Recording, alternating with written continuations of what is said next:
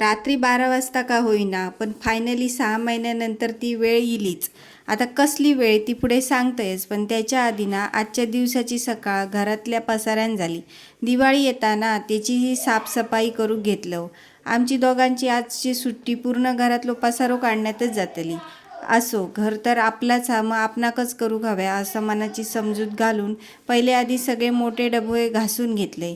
त्याच्यानंतर बाकीची घरातली बारीक सारीक भांडी होती ती घासून घेतलंय. डबे भांडी सगळा धुवून घेतलंय आणि बाल्कनीत जाऊन बसले. आपलाच घरातला काम हा, मग कशाक जास्त टेन्शन घेऊन काम करायचं असं म्हटलंय. मांडी घालून बसलंय आणि सगळा डबे भांडी सगळा फुसान व्यवस्थित धिंबरात सुकत घातलंय.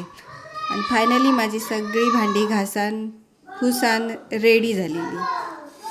तोपर्यंत साहेबांनी आमच्या चहा केल्याने ती चहा पिऊन घेतलं, थोडासा पोटपूजा केलं आणि त्याच्यानंतर मी फ्रीज साफ करून घेतलं. इकडे एक काम करीत गत साहेब आमचे दुसरा काम करतच होते. बायकोची आता मदत करूकच हवी ना.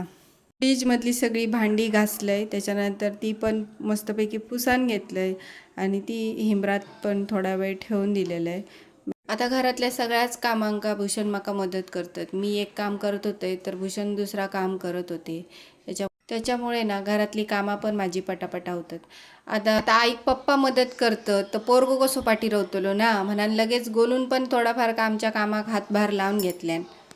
आम्ही दोघांनी किचनच इतक्या बारीक सारीक आवरला की आमका थंयच 4 वाजलेले. त्याच्यामुळे बाकीच्या घरातलं काय मी शूट करूक नाही आणि माझ्यात एनर्जी पण नाही रावाक होती. संध्याकाळच्या टायमाक साहेबांनी आमच्या फ्रीज लावून घेतल्यानी आणि मी सगळी भांडी लावून घेतली आणि बाकीचो पसारो आवरले. आता मी तुमका सांगते रात्री 12 वाजता कसली वेळ येली ती. तर दुसऱ्या दिवशी आमका घर साफ करूचा होता म्हणान रात्री आदल्या दिवशी आम्ही या झुरळांचं औषध मारत होतो.